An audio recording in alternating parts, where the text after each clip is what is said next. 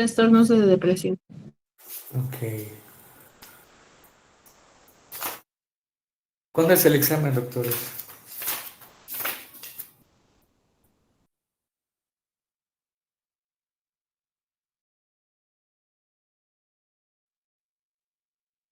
Sería de la semana del 22 al 27.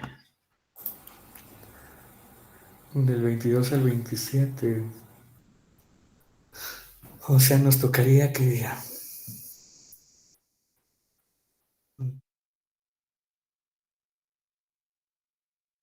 En 15 días.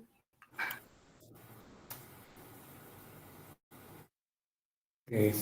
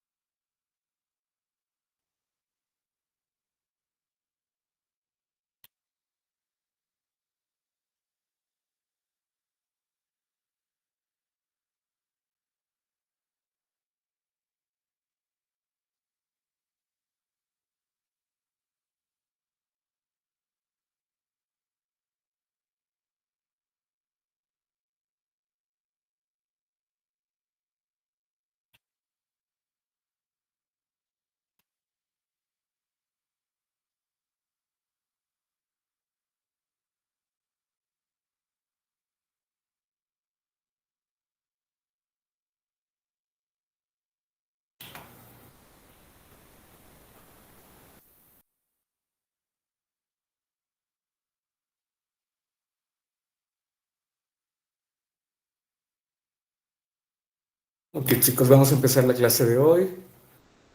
Va a ser el tema de depresión. Es un tema importante, pero también, pues, muy sencillo. Hemos platicado antes que las emociones, cuando tienen ciertas características, son normales y cuando tienen una duración eh, por mayor de lo previsto, que no tienen una causa o que generan disfunción, esa emoción ya no se considera normal, independientemente de cuál sea, y en este caso sería tristeza, la emoción esencial, y cuando tiene estas características o no las cumple, ya el término que daríamos más que tristeza sería depresión. Lamentablemente todas las enfermedades mentales son crónicas, no hay una cura, hay tendencia a la recaída y es más frecuente de lo que nos gustaría. Es la principal causa de discapacidad a nivel mundial desde hace ya algunos años, por encima de enfermedades como, no sé, VIH, este, eh, tuberculosis o algún, accidentes graves. La depresión gana en el aspecto de discapacidad. Y como platicábamos en la clase pasada, el 85% el 80% de las personas que llegaron a presentar suicidio, tenían el antecedente de padecer depresión. Afecta a muchos millones de personas, le puede pasar a cualquier persona, a cualquier edad, en cualquier momento de su vida. Y justamente una de las preguntas que hacen los pacientes es, ¿por qué, eh, ¿por qué me pasa si siento que en mi vida todo está perfecto, si no tengo ningún problema y no entiendo como el por qué tengo estas emociones? Y justamente va asociado a que pues, la enfermedad puede presentarse aunque no haya ningún factor estresor alrededor, porque una enfermedad como esta pues no es un ente que solamente está presente en momentos de vulnerabilidad de las personas. Platicábamos cuando veíamos historia clínica, las diferencias en edad, en sexo, que, que hay enfermedades que prevalecen mayormente en alguno de los dos. En este caso, la depresión es más prevalente en, en mujeres y que dentro de las características que ayudaban, uno era como que las mujeres culturalmente es más aceptado la externalización de emociones, como sentirse triste, a diferencia del género masculino, eh, porque está asociado las emociones a cosas como debilidad, y que también quizá los hombres, aunque lo presentan, pues buscan menos ayuda, también por eso las estadísticas pues generan como este sesgo, entonces, pero en realidad puede presentarse en ambos, ¿no? Mm, la depresión no solo se reduce como síntoma a una tristeza prolongada o un dolor muy grande que incapacita a una persona, sino la depresión es una enfermedad sistémica porque la cantidad de síntomas que presenta afectan más de un área en el paciente. El paciente con depresión no solo cambia su estado de ánimo, de estar contento a estar triste o de estar contento a estar irritable, sino afecta cuestiones como ciclos circadianos, es decir, trastornos del sueño, trastornos del apetito, alteraciones en funciones mentales como memoria, atención, concentración, eh, altera la corporalidad del paciente, es decir, altera la psicomotricidad de una persona, su postura, su forma de hablar, afecta la forma en la que piensa una persona que está deprimida tiende a cambiar la calidad de pensamientos que tiene. Entonces, si lo vemos de esa manera, pues no solamente es llorar o estar triste, y de ahí entendemos el por qué llega a ser una enfermedad incapacitante. Hemos platicado que ninguna enfermedad, a excepción de una enfermedad mental, tiene una causa, no hay un culpable. Hay factores que pueden perpetuar una emoción o que pueden favorecer, pero sin embargo no son directamente causales. Entre ellos, pues obviamente el ambiente en el que te desenvuelves, tus propias características de personalidad, pero obviamente la parte genética también llega a ser importante. Entonces es como un cúmulo de muchas cosas.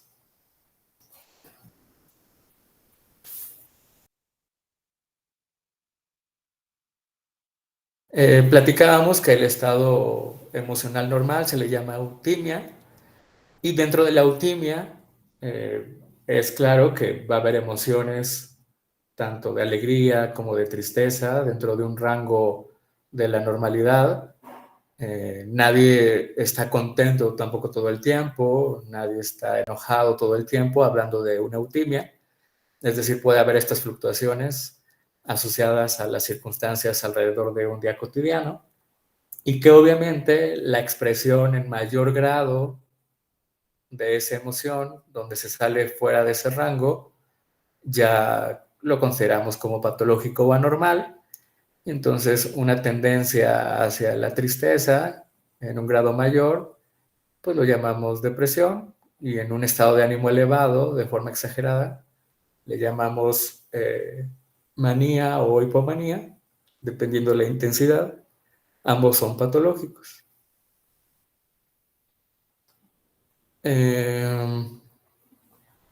Algo que también influye en las personas, pues es que puede haber más de una característica asociada a factores de riesgo para presentar depresión.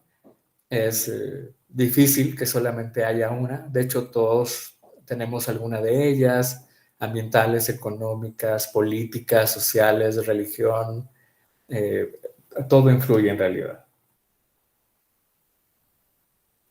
Dentro de lo que más destaca como factores ambientales o personales a corto plazo, pues son eventos estresantes de una persona. Habíamos platicado en el suicidio que los duelos recientes o las pérdidas recientes de un ser querido es un factor de riesgo.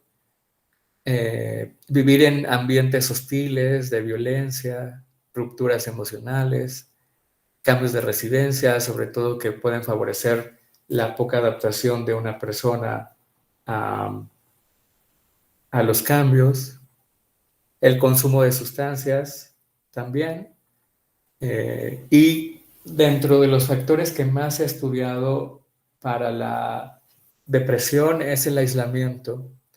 De hecho, hay un estudio que lleva más de 70 años en curso de la Universidad de Harvard, en donde se entrevista a personas de diferentes generaciones a través del tiempo, en donde preguntaban como y se analizaban qué factores ocasionaban la infelicidad o la felicidad de una persona.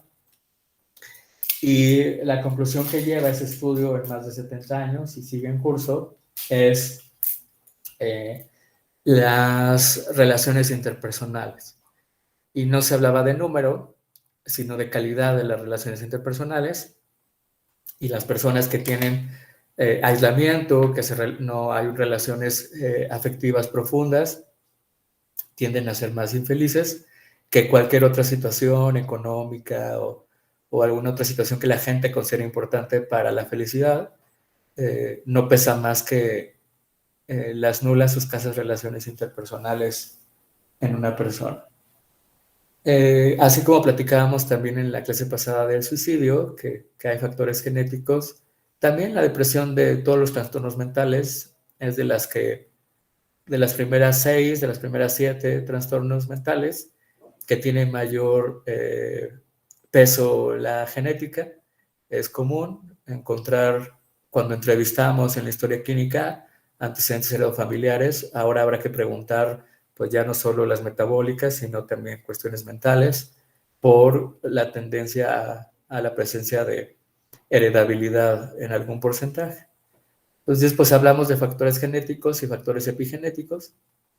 Los factores epigenéticos no es otra cosa que los factores ambientales que pueden, como un switch, prender o apagar los factores genéticos que tú tienes, ¿no? Entonces, a lo mejor puedes tener cierta heredabilidad a un trastorno como la depresión, pero si en tus factores de epigenética no hay algo que encienda ese switch o lo prenda, a lo mejor no desarrollas la enfermedad.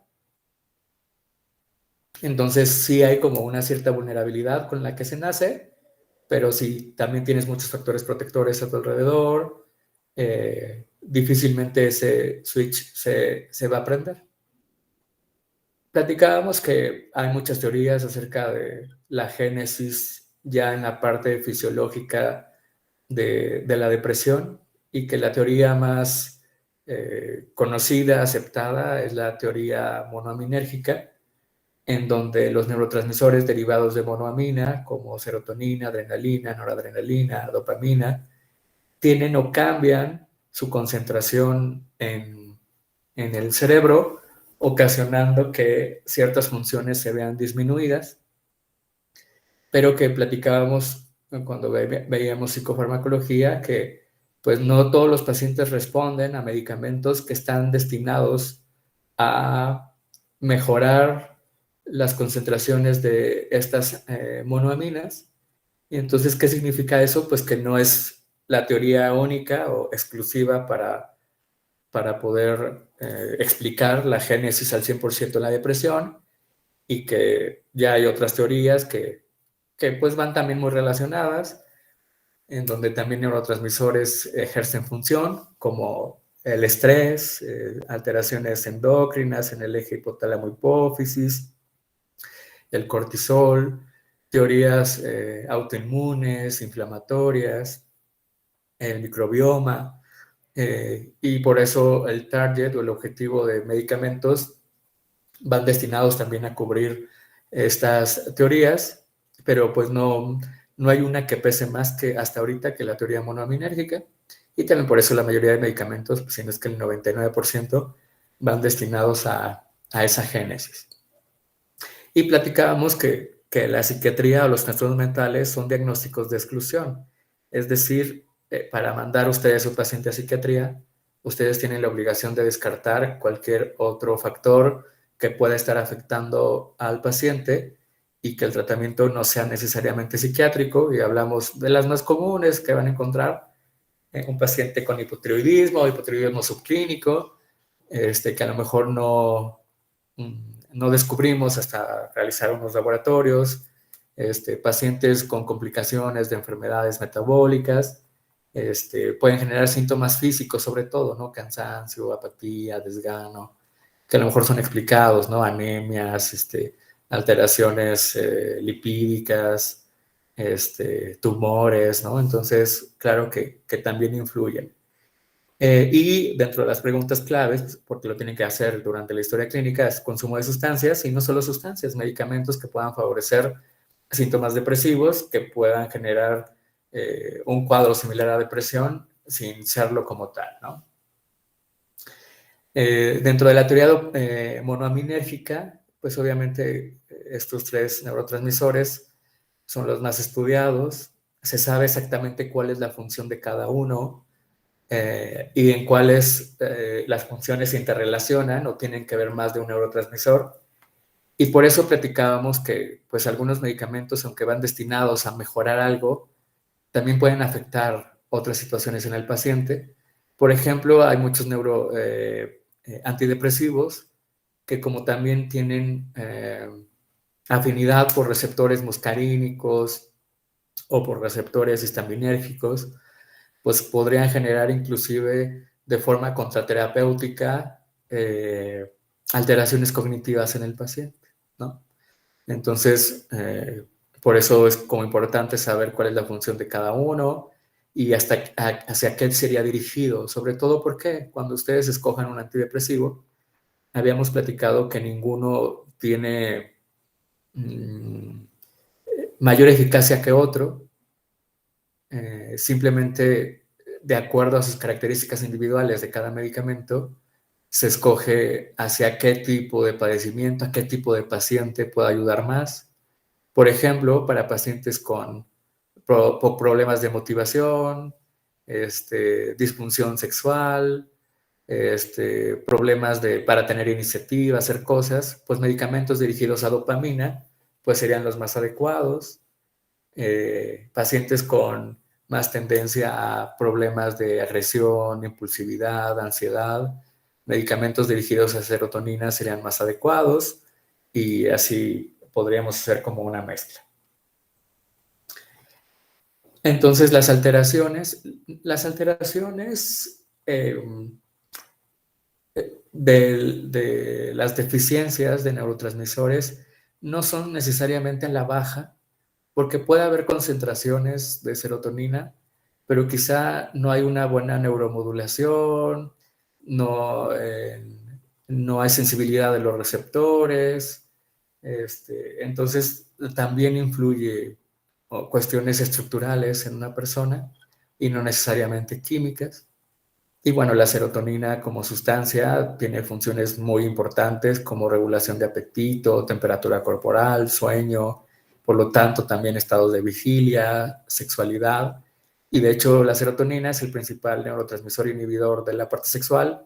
Por eso muchos pacientes que consumen inhibidores selectivos de la captura de serotonina llegan a presentar como efecto secundario disminución del deseo sexual o alguna disfunción de la sexualidad. Obviamente la alteración de serotonina genera, en base a sus funciones, pues problemas de apetito, cambios de humor, ansiedad, en la cuestión de pensamiento, conducta suicida.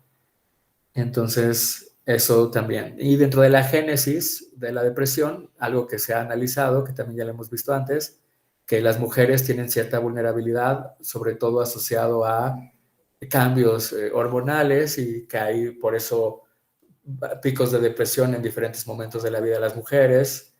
Uno de ellos es alrededor de la menarca, otro de ellos alrededor de la menopausia, el climaterio, y por eso también se considera como parte estudiada de la génesis de la depresión. Entrando ya como a la parte clínica de síntomas de la depresión, hay 9 síntomas que destacan en el paciente que nos hacen entender qué es lo que tendríamos que preguntar en el paciente para poderlo distinguir. Y de los que destacan, bueno, el primer síntoma que exploraríamos en un paciente depresivo es el término tristeza esencial. ¿Qué es una tristeza esencial? A diferencia de una tristeza, es que esta tristeza, que este ánimo predominantemente bajo, se presente la mayoría de los días, casi todo el día, que pueda ser subjetivo, es decir, expresado por el paciente, pero que inclusive también pueda ser observado por otras personas. Y el paciente lo puede definir de muchas maneras, ¿no? Me siento triste, me siento decaído, desanimado, me siento vacío. Puede ocupar muchos términos para referirse a este estado emocional. O irritabilidad, ¿no? Que sería sobre todo en niños o adultos mayores que no tienen un concepto todavía definido de sus estados de ánimo y una manifestación más que referir me siento vacío, un niño no diría me siento vacío. Hay tendencia a la irritabilidad, a frustrarse de manera constante, a ser hiperreactivo, a las situaciones de su alrededor. Y en los adultos mayores, la irritabilidad y la somatización, ¿no? La presencia de múltiples síntomas físicos sin una explicación asociado a otra anomalía encontrada en el paciente, ¿no? El segundo síntoma se llama anedonia, y bueno, ¿qué es la anedonia? La afectación de la capacidad de sentir placer en una persona, ¿no? Y lo puede manifestar de muchas maneras.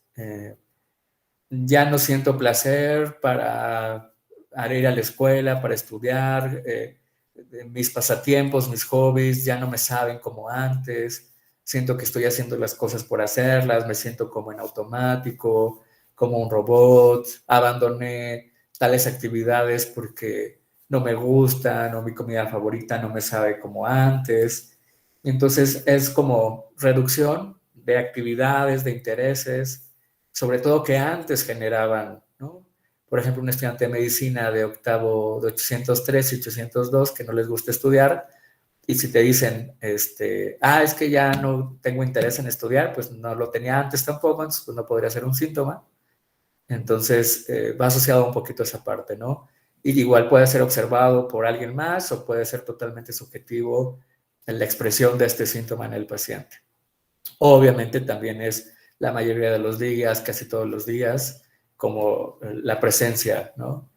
El tercer síntoma que analizamos en un paciente con depresión es alteraciones en su apetito, ya sea anorexia, hiporexia o por el contrario hiperfagia, lo que ayudaría más para hacer check-in en el síntoma sería lo ideal, ¿no? Poder tener un peso corporal anterior a sentirse mal y un peso posterior para poder definirlo como ya sea un aumento o una disminución del 5% del peso corporal o más en el paciente en el último mes, ¿no?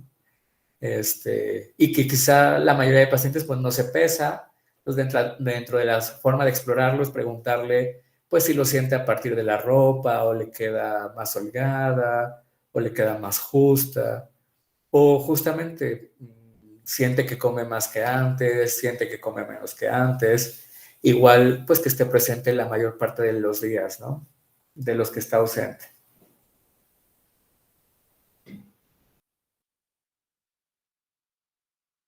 De los otros síntomas que destacan de un paciente con depresión pues son alteraciones del sueño y puede ser dos cosas, ¿no? El insomnio o la hipersomnia o hipersomnolencia de una excesiva, pero igual que esté presente la mayoría de los días, ¿no? Ya hemos platicado que hay varios tipos de insomnio. Hay algo que se llama insomnio de inicio o insomnio de conciliación, en donde el paciente tarda cuando se acuesta en iniciar la fase de sueño. Después hay un insomnio de mantenimiento o insomnio intermedio, en donde el paciente quizá puede dormir rápido o concilia rápido, pero tiene despertares durante la madrugada y le cuesta trabajo volver a dormir. Hay algo que se llama insomnio de despertar precoz o insomnio terminal, en donde el paciente quizá no tiene problemas para conciliar, quizá no despierta en la madrugada, pero despierta 1 hora o 2 horas antes de lo normal y de ahí no puede volver a dormir. O el paciente que, a pesar de dormir las horas que le corresponden de acuerdo a su grupo de edad, eh, no siente que el sueño sea reparador o no siente que descansa lo suficiente a pesar de dormir las horas adecuadas para él, ¿no? ¿Y cómo se manifiesta? Al otro día el paciente con insomnio se siente cansado, con mucho sueño, está bostezando, o inclusive pacientes que, por el contrario, tienen hipersomnia y duermen más horas de las que les corresponden de acuerdo a su grupo de edad. Duermen 12 horas, 10 horas, 15 horas. Hay pacientes que se la pasan acostados todo el día. Igual tiene que ser la mayor parte del día, casi todos los días, ¿no? Alteraciones de la psicomotricidad, como otro síntoma, y también es como ambivalente, ¿no? Puede ser desde un enlentecimiento, un retraso psicomotor manifestado, aquí sí, también por los demás. Habla lento, piensa lento, se mueve más lento en su marcha, corporalidad, reflejos, reactividad. O al contrario, que también es común, el paciente puede mostrarse agitado, ¿no? Está inquieto, nervioso, se mueve mucho, no puede estar quieto, tiende a mover mucho las manos, los pies, incapacidad para estar sentado por mucho tiempo. Pero a diferencia de otros, para considerarlo como diagnóstico, sí tiene que ser observado objetivamente por otras personas, ¿no? Si el paciente solo refiere, yo siento que me siento inquieto o enlentecido, no es suficiente para considerarlo como diagnóstico, como síntoma. El sexto síntoma es cambios en la energía del paciente, ¿no? Y es muy común y frecuente que el paciente identifique un cansancio, una falta de energía, se fatiga, pero incongruente con las actividades que realiza durante el día, ¿no? Es decir, pues no hice actividades que generaran este nivel de cansancio o este nivel de fatiga, pero a pesar de eso, a lo mejor los pacientes te dicen, dormí todo el día o no hice realmente nada físico extenuante, y a pesar de ello me siento de esta manera, ¿no? E igual tiene que estar presente más días de los que está ausente, ¿no?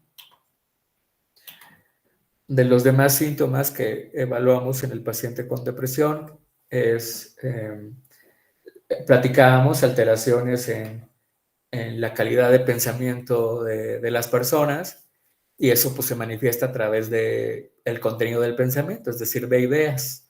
Su manifestación de ideas son diferentes a las que presenta cuando no está triste, ¿no? Y normalmente estas ideas son congruentes con el estado de ánimo que presenta el paciente. Cuando veíamos el tema de examen mental, pues veíamos que hay muchos tipos de ideas. Las que más destacaban se llaman ideas sobrevaloradas, asociadas a una interpretación extra, o un valor extra añadido por la persona sin tener una certeza o convicción, pero que no se convierte en delirante, ¿no? Entonces, el tipo de ideas que es muy común encontrar en pacientes con depresión son asociados de minusvalía, ¿no? El paciente se siente menos, se siente inútil, siente que se tiene que comparar con los demás, siente que es insuficiente. Y bueno, puede ser en muchos aspectos, ¿no? Económicos, físicos, intelectuales, sociales, y también como sentimientos de culpa excesivos, ¿no? O sea, no solo basta que el paciente diga, me siento mal porque me pasé un alto, ¿no? O sea, siento que, no sé, por mi culpa murió un familiar cuando pues yo no tenía relación con él, cuando quizá pues yo no podía determinar absolutamente nada y entonces hay una culpa desproporcionada en base a lo que está pensando, ¿no? Y obviamente también tiene que ser pues la presencia de este tipo de ideas pues durante mucho tiempo. Y otras alteraciones que presenta el paciente con depresión es en su capacidad o en la alteración de funciones mentales como memoria, atención, concentración. Y el paciente te puede decir, no, es que me tardo más en hacer una actividad que hacía en menos tiempo antes, me siento más inseguro, indeciso, necesito preguntarle a las demás personas para yo sentir seguro que estoy decidiendo algo correcto, me siento como disminuido en mi capacidad para pensar, igual que esté presente la mayor parte del tiempo. Y aquí sí puede ser tanto observado por el paciente como observado por alguien más de utilidad. Y niños, pues más que, pues no te dicen, es que mi capacidad de atención está disminuida, sino pues obviamente disminución en el rendimiento escolar de la persona o del niño, o alteraciones de conducta, ¿no? Hacerse rebelde, no seguir indicaciones, no hacer tareas. Lo podemos observar más como de esa manera este síntoma. Y por último, como el síntoma que también está presente en los pacientes con depresión es ideación suicida. Ya sabemos qué es ese fenómeno, todo lo que conlleva el fenómeno de suicidabilidad, que va desde fantasías de muerte, pasivas, ideas activas, planeación estructurada, entre ellas gestos suicidas, parasuicidio, conductas autolesivas no suicidas, intento frustrado, en toda esa fenomenología está presente en el paciente con depresión. Entonces, esos son como los 9 síntomas principales en la depresión, pero hay que ponerle temporalidad, hay que ponerle qué criterios hay que cumplir con estos 9 síntomas, ¿no? Entonces, estos 9 síntomas, para poder decir que el paciente está en un episodio depresivo, tiene que tener mínimo 5 de los 9 que acabamos de platicar, pero de esos 5 mínimos que tiene que tener el paciente, por fuerza, obligatoriamente, tiene que ser o el 1 o el 2. Es decir, tiene que haber tristeza esencial o anedonia más otros 4 de esos 9 síntomas. Entonces puede que tenga tristeza y otros 4 ya está en un episodio depresivo, puede que tenga anedonia y otros 4 está en un episodio depresivo, puede que tenga tristeza esencial, anedonia y otros 3 y es un episodio depresivo, pero si de estos 9 no tiene ni tristeza esencial ni anedonia, no es un episodio depresivo. Y la presencia en tiempo tiene que ser más de 2 semanas. Es muy difícil que un paciente llegue a consulta con síntomas o episodios depresivos de 2 semanas, 3 semanas. Lamentablemente llegan los pacientes con muchas semanas, meses, años inclusive, de sentirse mal cuando llegan a consulta, ¿no?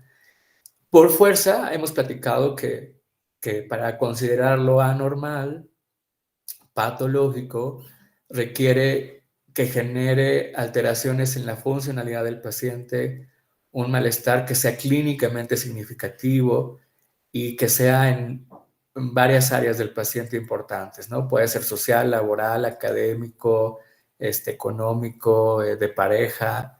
En cualquiera de esos ámbitos tendría que haber un malestar significativo y obviamente haber descartado la presencia de otras enfermedades psiquiátricas, otras enfermedades médicas, consumo de medicamentos, consumo de sustancias que pudieran justificar la presencia de este episodio depresivo. Y bueno, estos criterios son del DSM-5, que son como los más ocupados, son como también los más sencillos de entender para ustedes. Entonces, por eso lo ocupamos de esa manera. Entonces, pues no todas las depresiones son iguales. Hay depresión de acuerdo al grado de intensidad y puede ser depresión leve, depresión moderada, depresión severa. ¿Qué lo determina? Un poquito el número de síntomas, ¿no? Si son 2 o 3 síntomas, es leve, una duración breve, y que el paciente quizá pues pueda hacer todavía algunas actividades, o sea, un poquito funcional, pues lo consideramos como una depresión leve, y el tratamiento de elección para una depresión leve es terapia psicológica. Ya pacientes con depresión moderada o grave, pues aumentan los síntomas, aumenta el tiempo que presenta, aumenta la dificultad para sus actividades cotidianas o disfunción. Y la depresión grave tiene como dos características, ¿no? O sea, que tiene muchos síntomas, que tiene mucho tiempo de evolución, que inhabilita a la persona totalmente, es decir, genera una disfunción total. Pero también algo que está muy presente en una depresión grave son, la presencia de ideación suicida, e incluso la presencia de síntomas psicóticos, ¿no? O sea, un paciente depresivo que cumple los criterios para un episodio, pero que además tiene alteraciones en el contenido del pensamiento o de la sensopercepción, como alucinaciones visuales, auditivas o ideas delirantes, se cataloga como una depresión grave y normalmente puede requerir tratamiento hospitalario para controlar la gravedad de estos síntomas y evitar obviamente que haya un daño para el paciente. Hay algo que se llama depresión funcional, tiene otros términos como depresión crónica, distimia, aunque el término ya actual es trastorno depresivo persistente, en donde si nos vamos como a la tablita que vimos de leutimia, justo, o sea, es un paciente que tiene un estado de ánimo, que aquí está, distimia, un estado de ánimo bajo, más bajo del normal, dentro del rango de leutimia, pero que no llega a un grado de intensidad de una depresión mayor, ¿no? Y que puede persistir durante más de 2 años, y como altera la funcionalidad, pero no es tan grave, pues puede pasar un poco desapercibida. ¿Y qué características tiene este tipo de depresión? Que dura más de 2 años, ¿no? Y como característica es que en estos 2 años de síntomas depresivos no ha tenido eutimia o no se ha restablecido su eutimia eh, en más de 2 meses, ¿no? O sea, llega un paciente contigo a la consulta con síntomas depresivos de 2 años de evolución, pero tuvo periodo de eutimia de 1 mes o 2 meses. Seguimos considerando que el paciente tiene el diagnóstico, pero si es un paciente que durante 2 años tuvo síntomas depresivos, pero de esos 2 años, sumándolos, no necesariamente continuos, tuvo 4 meses libre de síntomas, pues ya no hacemos el diagnóstico de distimia. Entonces, una depresión crónica que no tiene un umbral de gravedad tan alto, que no genera una disfunción tan grave, pero que presenta por temporalidad más de 2 años en el paciente, ¿no? Y bueno, también nos llegan pacientes con distimia de 10 años, 15 años de evolución, por ejemplo. Y bueno, ahí ya interrogamos si en esos 15 años ha tenido periodos de eutimia mayores a 2 meses. Es difícil recordarlo por el paciente, pero algo que llegan a decir es: me he sentido triste toda la vida, por ejemplo, ¿no? Y bueno, dentro de esa parte de la distimia, los síntomas no son los 9 típicos que hemos platicado en, en cuanto a un episodio depresivo mayor. Llegan a ser diferentes, y dentro de las características de la distimia que más están presentes es la presencia de baja autoestima. De los síntomas que presenta un paciente con distimia es eso, que llegan a sentirte se sienten inferiores en el aspecto físico, intelectual, no se sienten respecto a sus características físicas, sienten que los rechazan, hay problemas de irritabilidad, como mayor queja que estar tristes, problemas de atención, de concentración, problemas de apetito, problemas de sueño, son los que más destacan en un paciente con distimia. No tanto las ideaciones, alteraciones de motricidad, ideación suicida, no necesariamente está presente como criterio clínico en el paciente con distimia. Y algo que también es común es que haya algo que se llama depresión doble.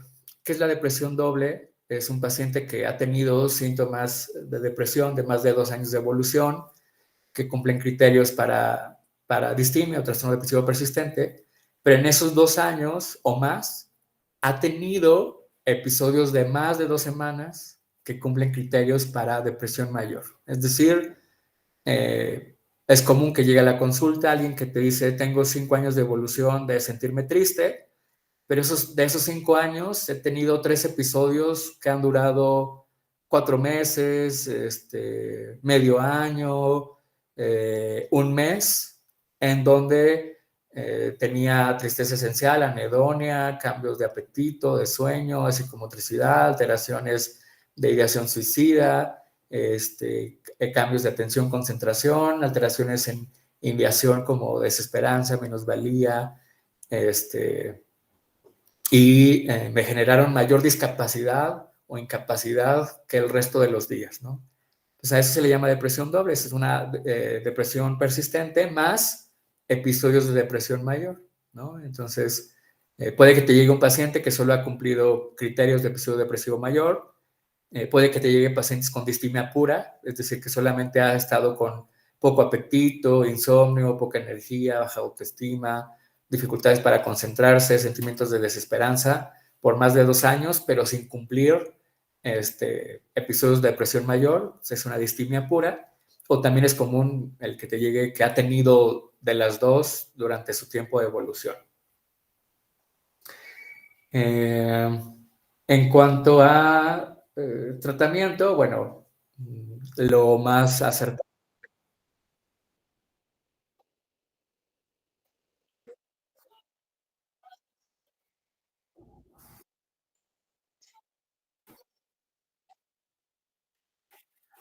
¿Qué ha entendido hasta ahorita, doctora Iyari? Para saber en qué se perdió. Ajá, ¿qué es un episodio depresivo, doctora? ¿Qué entendió de un episodio depresivo? ¿Cómo lo define?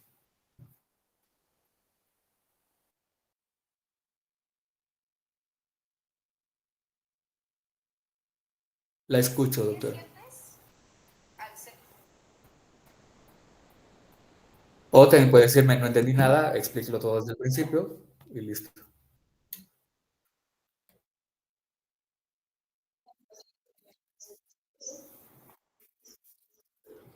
¿Qué entendió, doctora? ¿Qué es un episodio depresivo mayor? Para que ahora yo explique qué es depresión doble.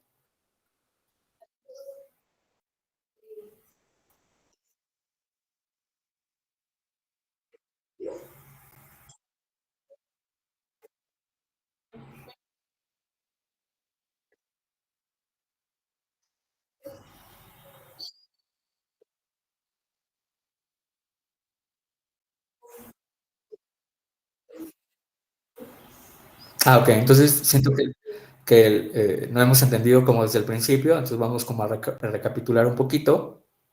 Eh, un episodio depresivo mayor se define como la presencia de 5 o más síntomas de los 9 que comentamos, con una duración mínima de 2 semanas, pero no hay una duración máxima. Entonces, alguien puede presentar un episodio depresivo mayor de 2 semanas, alguien puede presentar un depresivo mayor de 5 años, siendo un solo episodio, porque en esa temporalidad ha cumplido los criterios. Entonces, eso es un episodio depresivo mayor. ¿Qué es una distimia? La presencia de una depresión no tan incapacitante, que en lugar de tener estos 9 síntomas, solamente tiene 6, que es poco apetito o mucho apetito, insomnio o hipersomnia, poca energía o fatiga, baja autoestima, dificultad para concentrarse y sentimientos de desesperanza. Estos 6 síntomas tienen que estar presentes por más de 2 años en el paciente, o sea, mínimo 2 años, y tampoco hay un tiempo máximo para presentarlo. Y en estos 2 años o más, nunca ha tenido una remisión de los síntomas o ha llegado a eutimia por un periodo de más de 2 meses. Y entonces puede haber distimias que cumplen exactamente 2 años de evolución, o hay distimias que pueden tener 5 años, 10 años, 15 años. Y entonces, entendiendo la diferencia entre uno y otro, hay pacientes que tienen distimia pura, hay pacientes que dentro de su distimia tienen episodios de depresión mayor junto con la distimia o a la par, y que también hay pacientes que solamente tienen episodios depresivos mayores sin presentar distimia. No sé si fui claro o todavía sigue quedando duda en algo. Sí, Doc, bueno, yo sí, Doc, igual lo de depresión mayor no me queda en claro todavía. ¿Qué no le queda claro, doctora? Es que había mencionado que es un solo episodio en 2 semanas, pero estos pueden, de las 2 semanas en las que se presentan, pueden durar hasta años. Esa es como tal la definición. ¿Qué entendió usted, doctora, para saber en dónde es la falla? Ok, de depresión mayor entendí que puede ser un solo episodio que se presente en 2 meses, pero también pueden llegar a estar ¿Cómo, presentes cómo en 2 más de meses? 2 años, en 2 semanas, perdón. A ver, otra vez, aterrice sus ideas, doctora. ¿Qué es un episodio depresivo mayor? ¿Qué entendió usted? Que es un solo episodio que se puede presentar en un lapso de 2 semanas, pero igual había mencionado usted que puede estar presente en 2 años o 4 años, pero no exactamente en los 2 años, en conjunto, se podría decir.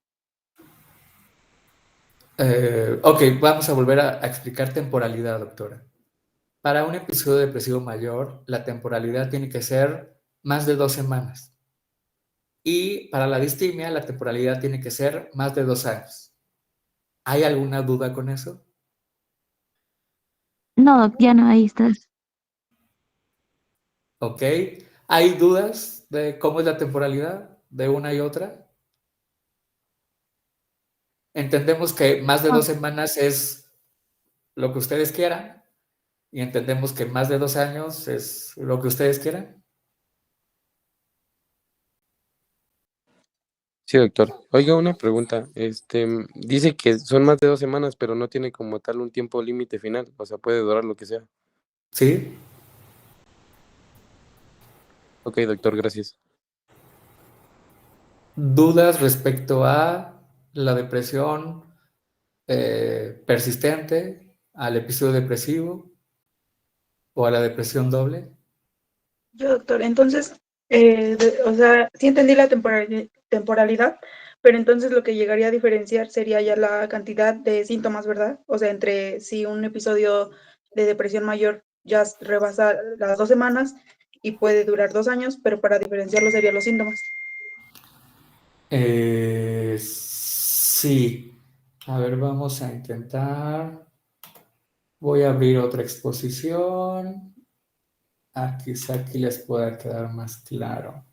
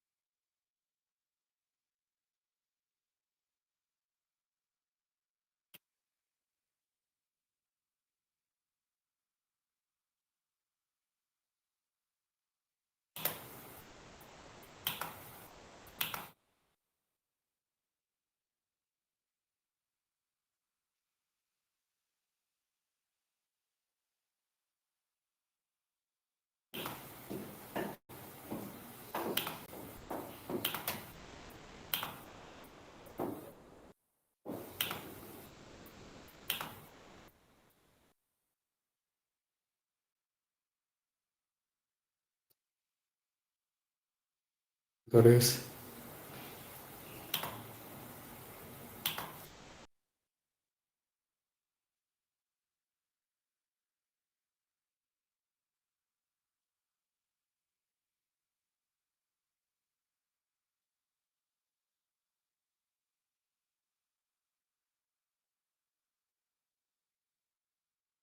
Ok. Eh, la distimia no tiene los mismos síntomas que un episodio depresivo mayor. Entonces, al entender que el episodio depresivo mayor, el número de síntomas son 9 y en la distimia, en el depresivo persistente, son 6, pero inclusive no necesariamente se comparte.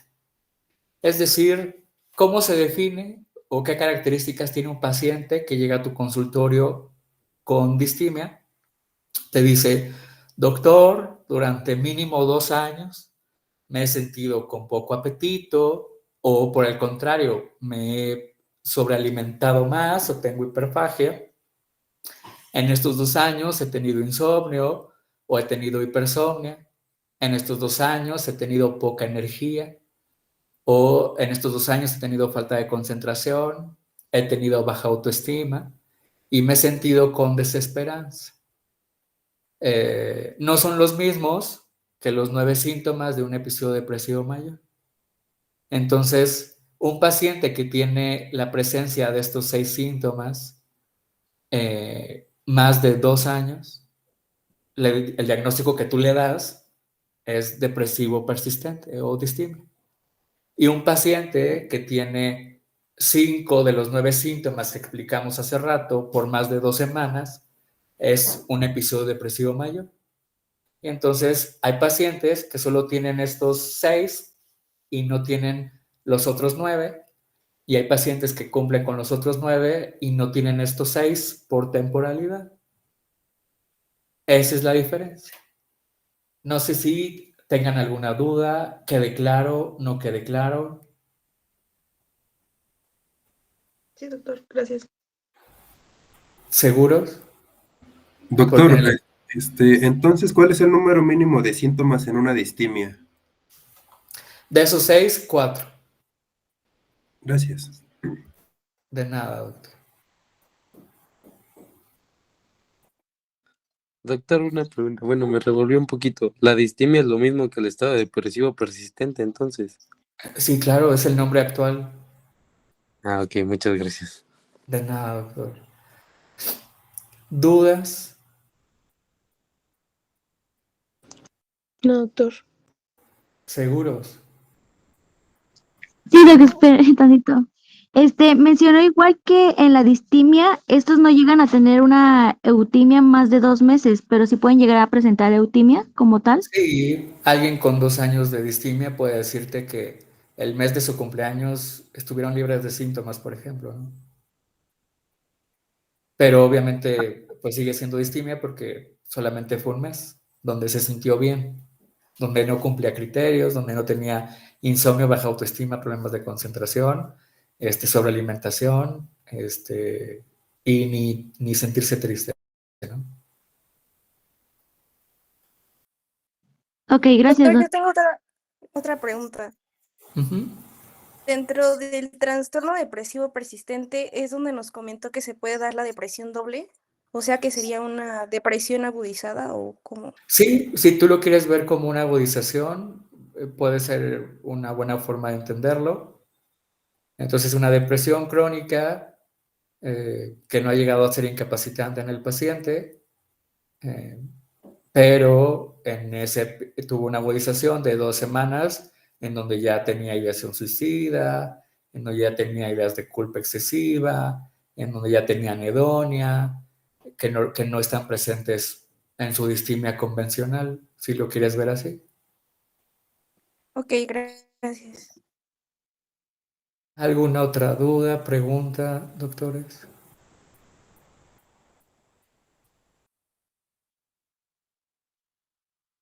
No, doc, ya ¿No? quedó claro, gracias. Creo que no, Doc. Pero ya no. Ok. Estoy buscando si hay como una gráfica. Ok. Vamos a ocupar esta.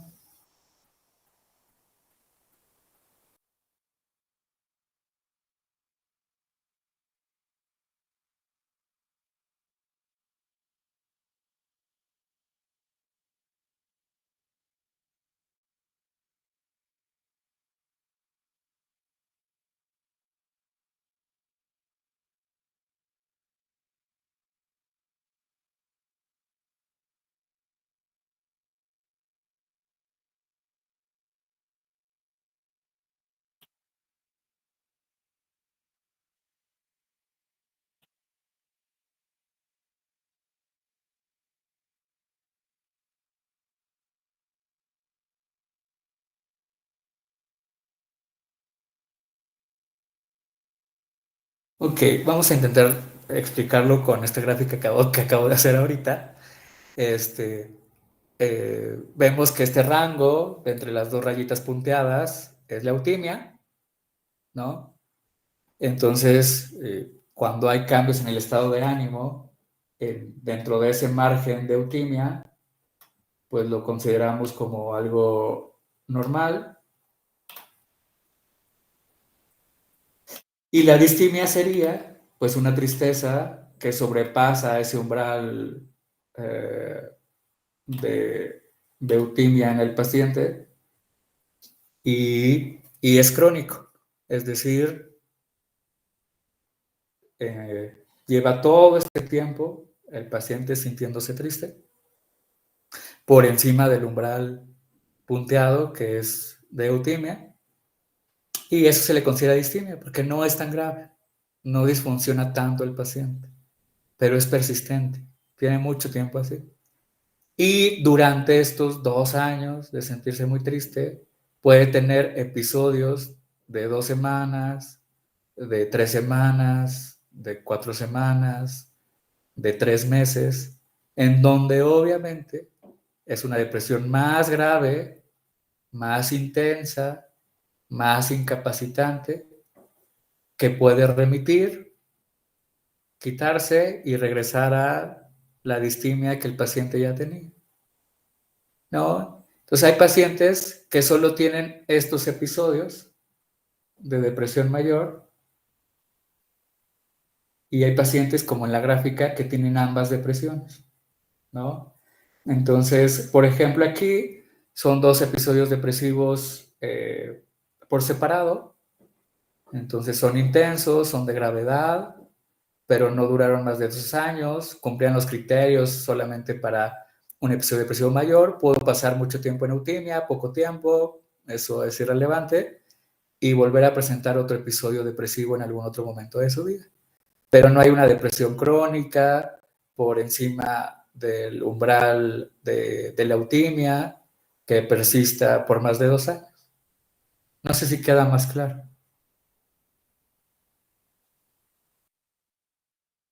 Sí, no, me queda igual, estoy peor. Sí, doctor, gracias. ¿Ya no hay dudas o preguntas para distinguir una de otra? ¿No? Bueno, No, doctor. entonces seguimos. Nos regresamos a la anterior.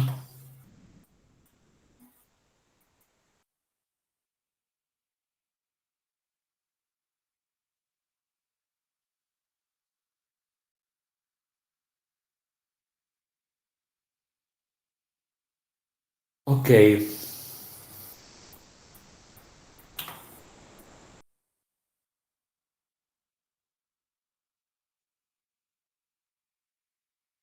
Ahora, bueno, vamos a presentar mejor tratamiento.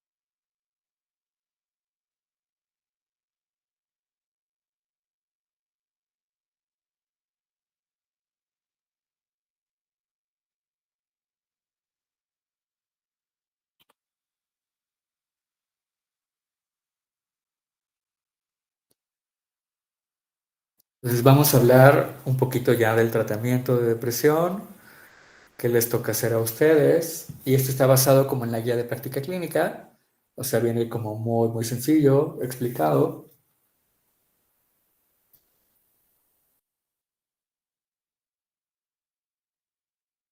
Ok. Dejo hacerlo muy pequeño.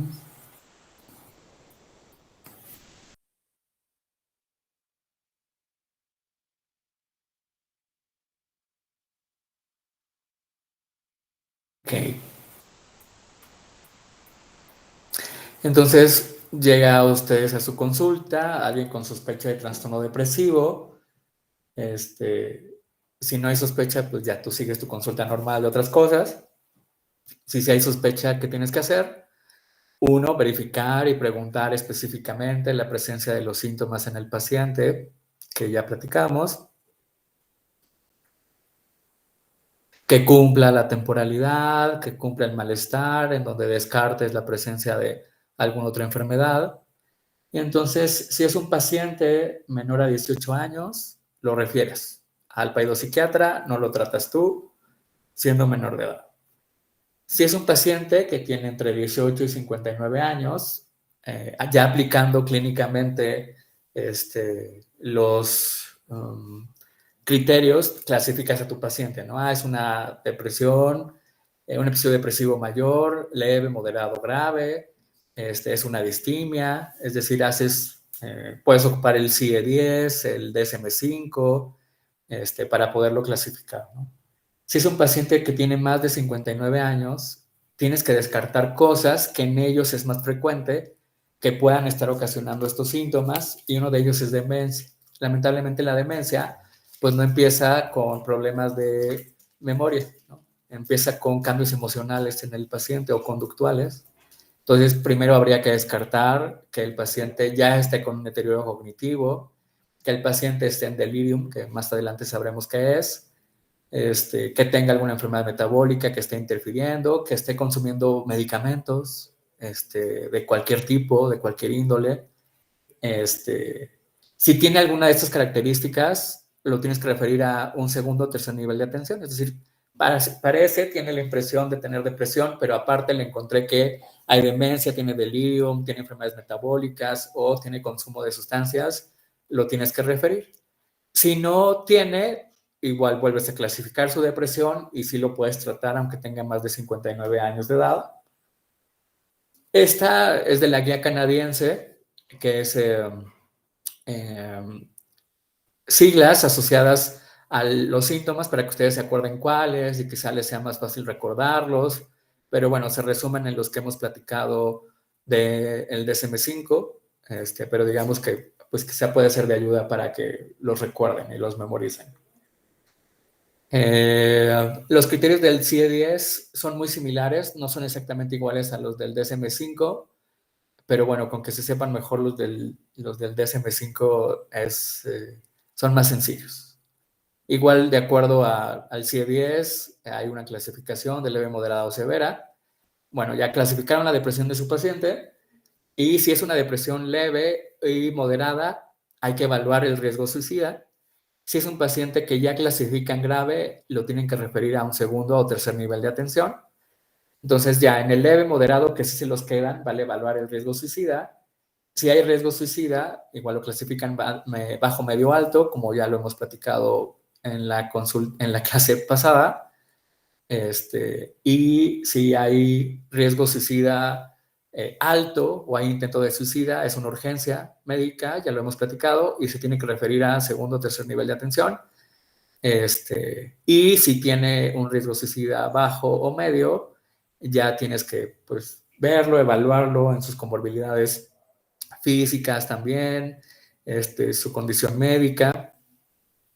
Si tiene inestabilidad de una condición médica, es decir, un paciente que llegó conmigo con depresión, pero tiene un riesgo suicida medio, pero está descompensado de su cetoacidosis, pues bueno, lo mandas a segundo o tercer nivel de atención, ¿verdad? O si es un paciente que tiene comorbilidad psiquiátrica, es decir, no sé, aparte de depresión, tiene esquizofrenia, porque también se puede deprimir, aparte de depresión, tiene demencia, aparte de depresión, tiene trastornos de alimentación, bueno, quizá si hay que referirlo al segundo nivel de atención. Si no la tiene y está médicamente estable, pues igual se lo pueden quedar como paciente, no es necesario referirlo y ya inician tratamiento, ¿no? Platicábamos que por guías el tratamiento de primera elección para una depresión leve es manejo no farmacológico y en este caso sería terapia, la más común es cognitivo-conductual y obviamente ayudas en otros aspectos, ¿no? Ejercicios de relajación, respiración, recomendación de acudir a mindfulness, a practicar ejercicio físico, mejorar su alimentación, educar en depresión al paciente y también puede ser de utilidad para mejorar su depresión leve. Si el paciente no mejora con la psicoterapia, a pesar de tener depresión leve, ya habría que iniciar tratamiento farmacológico. Entonces,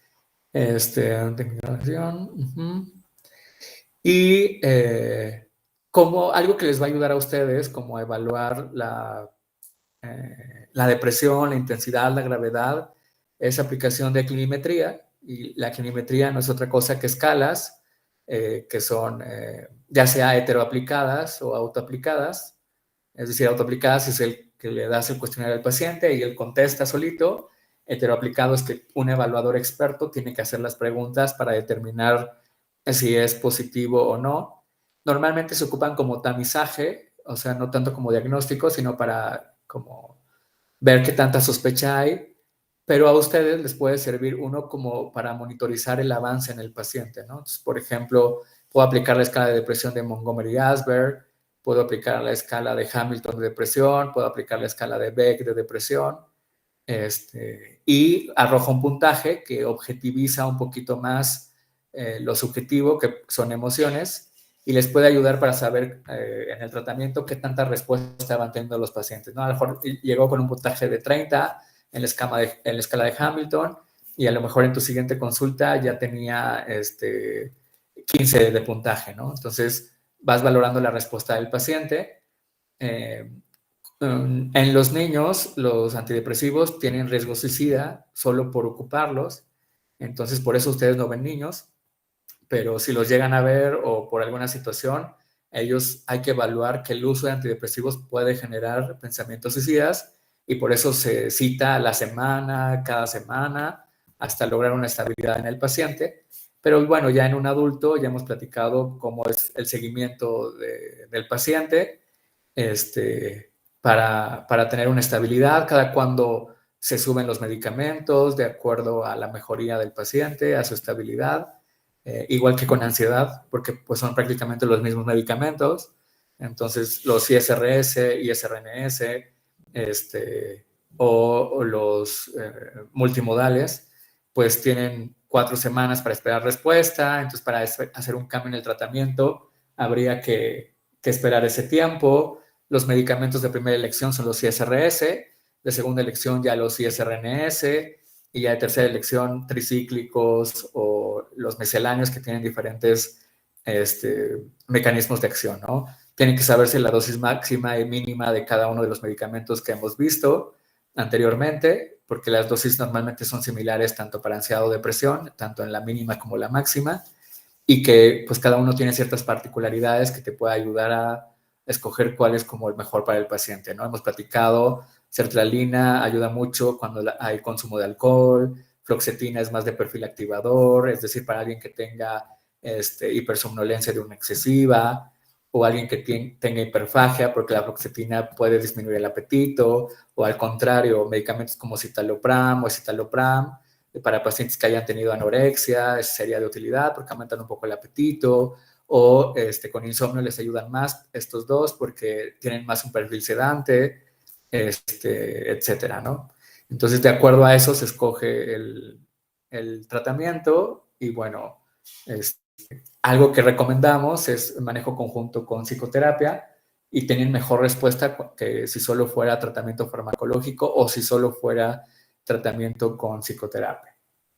Entonces, hemos platicado antes que el tratamiento tanto de una ansiedad como de un cuadro depresivo depende mucho del pronóstico, depende mucho de la cronicidad del padecimiento, ¿no? habíamos platicado que cuando es un primer episodio, ya sea de ansiedad o de trastorno de pánico, de agorafobia, es la primera vez que lo presenta, no tiene mucho tiempo de evolución o cumple apenas la temporalidad de 6 meses, solemos dar tratamiento farmacológico, esperar a que tenga remisión total de los síntomas y después de un año en revisión pensamos en un alta del paciente, pero que si es un paciente que ha tenido múltiples recaídas, bueno, como 2 recaídas, el tratamiento podríamos dejarlo 5 años y buscar un alta. Y pacientes con más de 3 recaídas, es un paciente que tiene que tomar medicamento de por vida porque el riesgo de una recaída es muy alto en el paciente y que eso influye mucho como la temporalidad que tú vas a dar el tratamiento. Obviamente no se aconsejan tratamientos menores a 9 meses. Bueno, yo diría que a 12 meses, o sea, no habría que evitarlo. Y en la guía maneja que mínimo 6 meses mantener el tratamiento después de la remisión. Pero bueno, platicábamos que mantenerlo mínimo 12 meses después de la remisión sería lo ideal para evitar una recaída posterior. Que ya hemos platicado de que hay que evitar la interrupción abrupta de los medicamentos.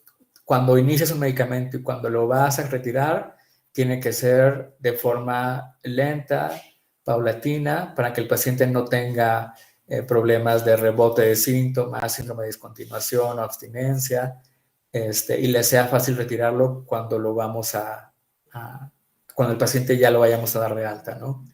En pacientes de más de 60 años, obviamente antes de prescribir un medicamento tenemos que saber qué medicamentos toma para evitar interacciones medicamentosas y empeorar alguna otra situación que ya tenga presente el paciente. Y bueno, hemos platicado que todos los medicamentos tienen una ventana terapéutica, una dosis mínima efectiva, una dosis máxima efectiva.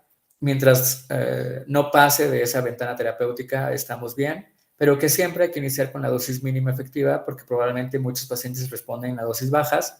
Ya si no hay una respuesta, ya habrá que ir incrementando los medicamentos. Ya hemos platicado con un intervalo de cada 4 semanas, porque hacer aumento de dosis a intervalos menores no ayuda a que el paciente mejore más rápido, pero sí puede presentar más efectos secundarios el paciente. Y detenernos en la dosis en donde el paciente tuvo respuesta, es decir, si ya tuvo respuesta a la dosis mínima efectiva, ya no hay necesidad de aumentar, o quizá aumentamos y ahí tuvo respuesta, ahí nos quedamos, y esa es la dosis que vamos a mantener todo el tiempo, que a diferencia de otras especialidades médicas que cuando ya no tiene fiebre le quitan el antipirético, que cuando ya no tiene dolor le quitan el analgésico, en psiquiatría no funciona así. Y aunque ya no tenga tristeza, aunque ya duerma bien, aunque coma bien, tienes que seguir manteniendo el medicamento sin ajuste de dosis, sin bajar dosis, durante los 12 meses que lo vas a mantener en remisión, ¿no? Entonces, ¿cómo se cita al paciente? Tu primera ocasión, lo citas a los 15 días, no para evaluar una respuesta terapéutica, sino para evaluar la aceptación y la tolerabilidad del medicamento. Entonces, inicias tratamiento, lo citas a los 15 días para saber si lo toleró, qué efectos secundarios tuvo. No te esperas al mes porque la mayoría, si no les queda, lo suspenden. Entonces dice, doctora, suspendí su medicamento a la semana y como lo citaste al mes, pues perdió 3 semanas que pudiste haber hecho una intervención, cambiar el medicamento, ajustar dosis y empezar de menor dosis a más porque a lo mejor es un metabolizador lento. Entonces, lo citas, a los 15 días lo citas, pero no para evaluar eficacia, sino tolerabilidad. Después los vuelves a citar a los 15 días, que ya sería el mes de que iniciaste el tratamiento, ahora sí para evaluar respuesta terapéutica y ver si haces ajuste en el medicamento. Si el paciente tuvo respuesta, lo sigues manteniendo igual y lo citas mensualmente. Si el paciente no tuvo respuesta, al mes incrementas dosis, citas en un mes para evaluar respuesta y el tiempo máximo que ustedes le pueden dar a un paciente para que responda son 12 semanas, ya lo hemos platicado. Si tiene con ustedes el paciente 3 meses y no mejora, ya es motivo de referencia a un segundo o tercer nivel de atención, para verificar por qué no hubo respuesta, ¿no?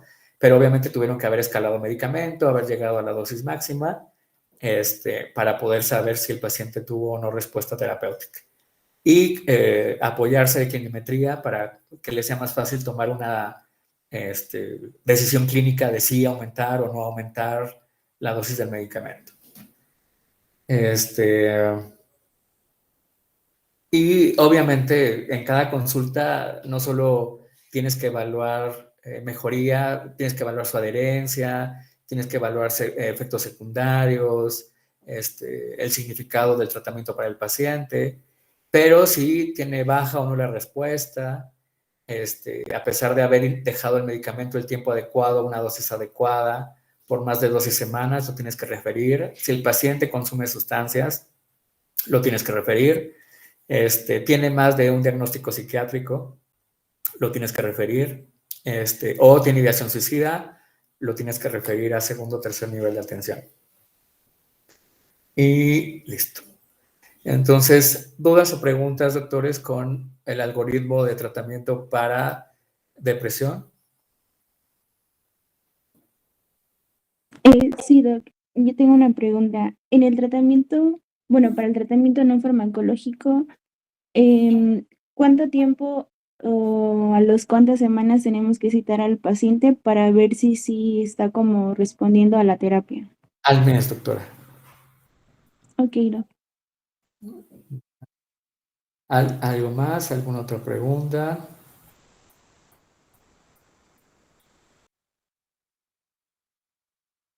¿No? Doc, Yo, disculpe. doctor, Ajá.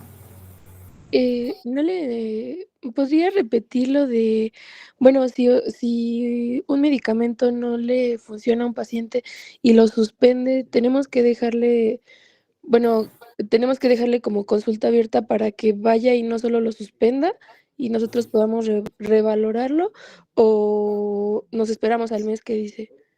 ¿Cómo, doctora? No lo entendí. Póngame un ejemplo.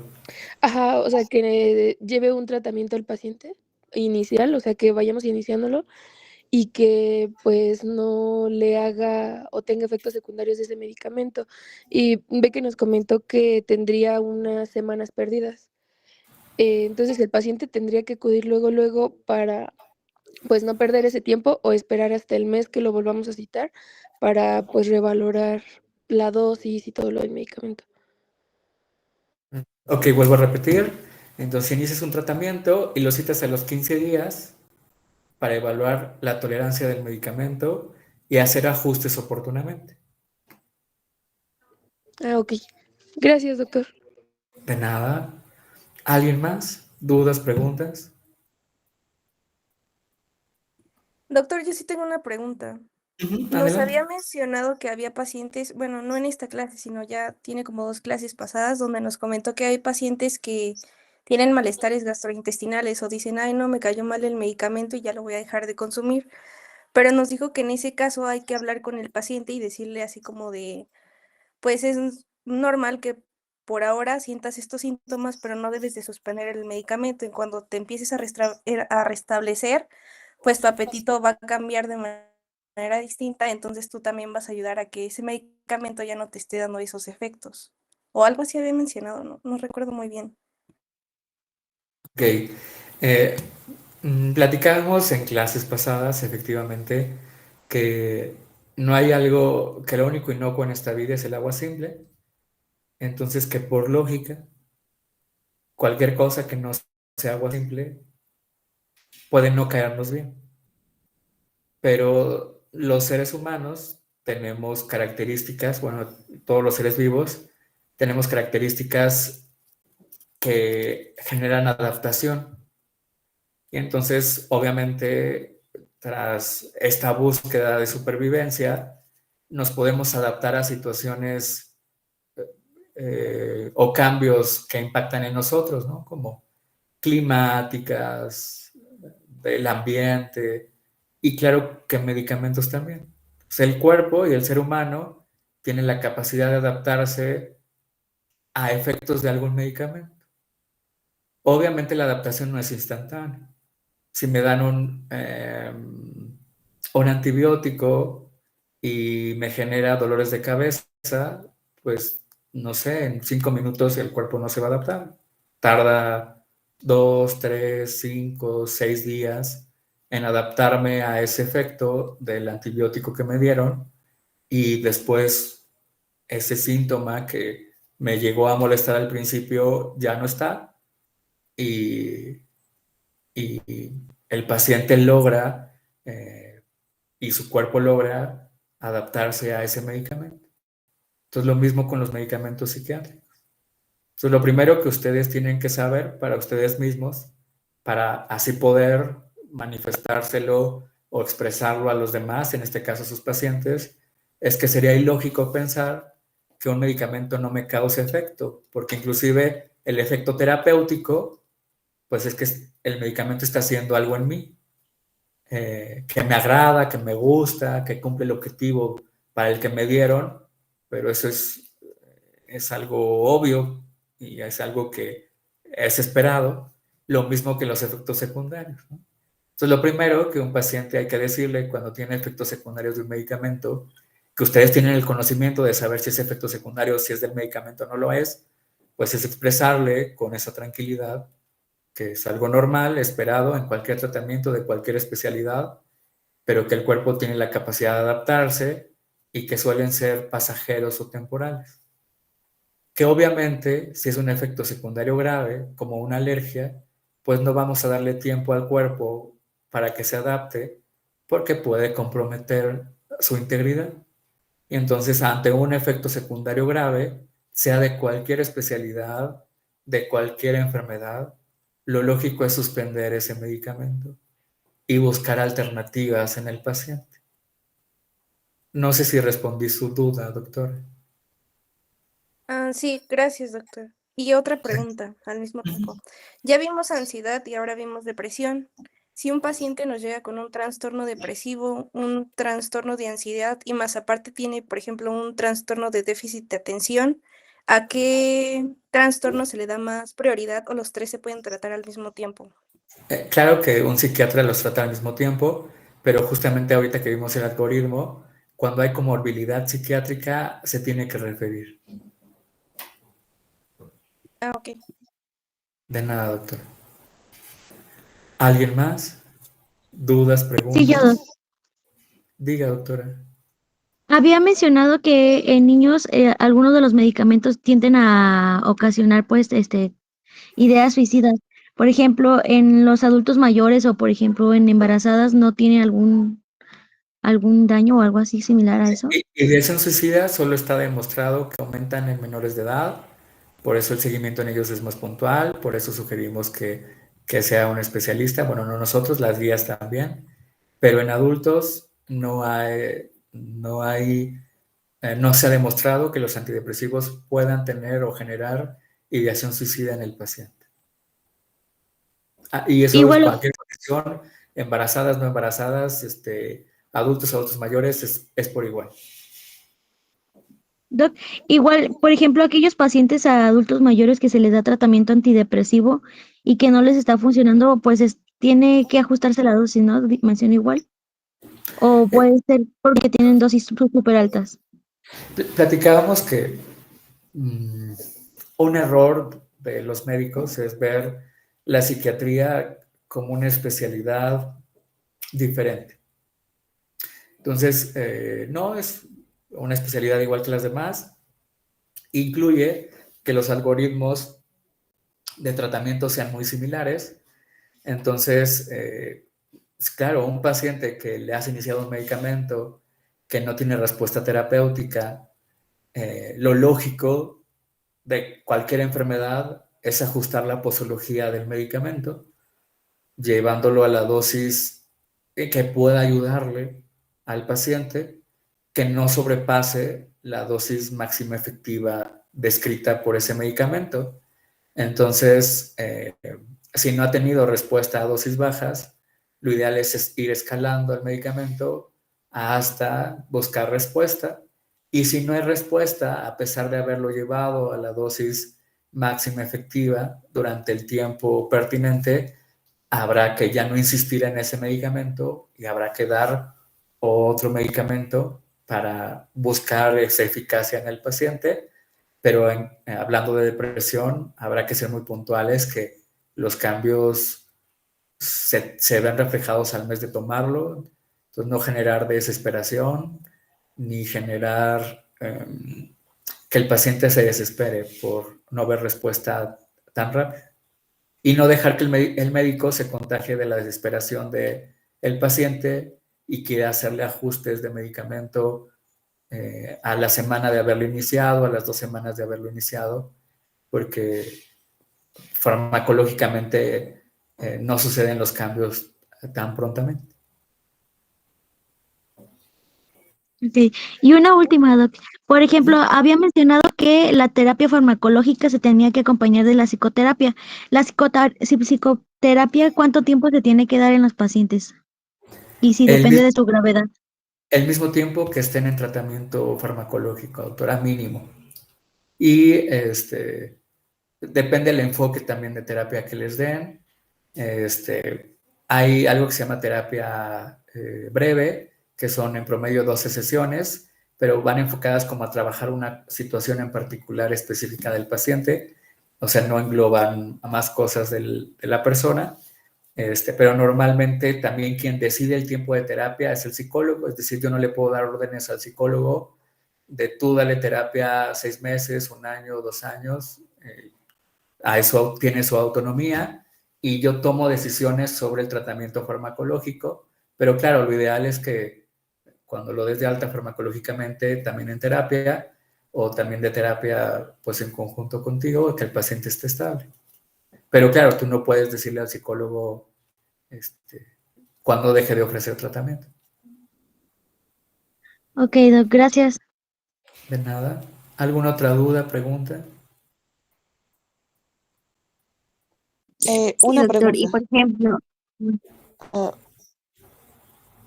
Bueno, rápido, ¿en qué consiste terapia cognitivo-conductual? Normalmente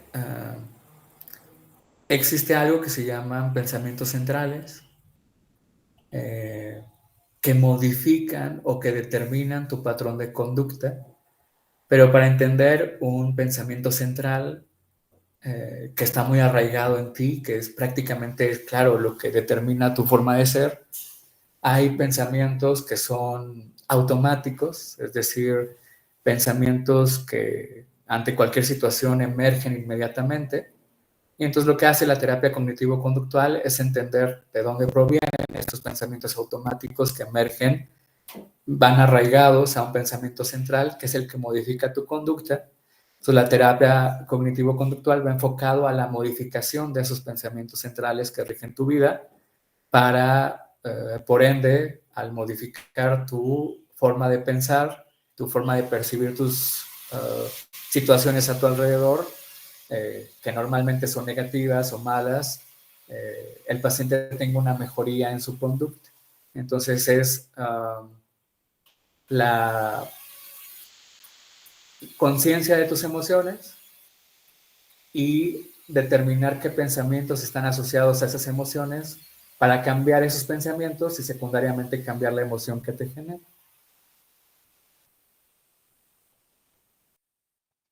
Gracias. De nada. ¿Alguna otra duda, pregunta?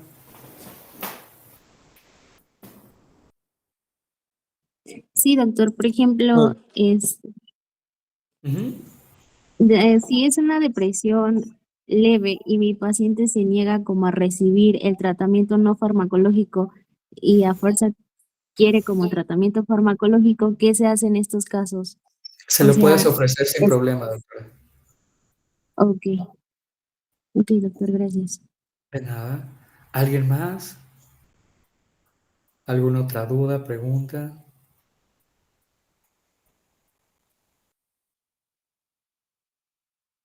¿No? Bueno, entonces Doctor, terminamos. Ajá. perdón. Otra pregunta. Un paciente que ya va a llevar tratamiento de por vida, ¿cada cuánto lo vamos a citar ya que llegamos a un tratamiento, bueno, a una dosis terapéutica que pues vimos que funciona? ¿Lo vamos a continuar citando cada mes? durante toda su vida o vamos a ir revaluando y conforme a eso ya ver cada cuánto tiempo se cita? Lo ideal es, por ejemplo, mandar a tu paciente al psiquiatra una vez al año para verificar que todo esté bien, que él determine que tu dosis es correcta, que el paciente está estable. Entonces, lo ideal es que el psiquiatra sea el que lo vea cada año y tú lo puedes citar cada 3 meses, cada 6 meses. Bueno, si trabajas en una institución como el IMSS o el ISSSTE y eres un médico familiar, pues lo tienes que citar cada mes porque cada mes le tienes que surtir sus medicamentos, darle su receta para sus antidepresivos y por protocolo en las instituciones cada año lo reenvías al psiquiatra para ver si se hace algún ajuste de medicamento y ya te lo regresa, le dice súbele quítale y tú ya como que sigues las indicaciones del psiquiatra. Y si es como consulta privada, igual lo puedes citar cada 3 meses, cada 6 meses y sugeriría que lo enviaras a psiquiatría una vez al año para verificar que todo esté normal o correcto. Ok, doctor, gracias. De nada, ¿alguna otra duda, pregunta? Sí, Doc, una última pregunta. Por ejemplo, si mi paciente presenta una enfermedad médica, ya sea, no sé, como alguna hepatopatía o que tenga daños, sí, una hepatopatía o diabetes mellitus y a la vez presenta depresión, ¿qué enfermedad trataríamos primero o se tratarían conjuntamente? Se trata en conjunto, no habría motivo para tratar primero una y después la otra. Ok, doctor, gracias. De nada, ¿alguien más?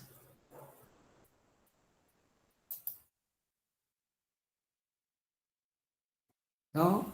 Bueno, entonces terminamos la clase de hoy. En la siguiente, si el examen es hasta el ¿qué? ¿Hasta el 26? Sí, doc. Entonces todavía el 20 nos alcanza a ver un tema. Vamos a ver trastornos bipolares, pero ahora lo van a exponer ustedes. Entonces se ponen de acuerdo a qué equipo le toca para verlo, ver el tratamiento y eso veríamos en la siguiente clase. ¿Ok? ¿Dudas, Doctor, preguntas? disculpe.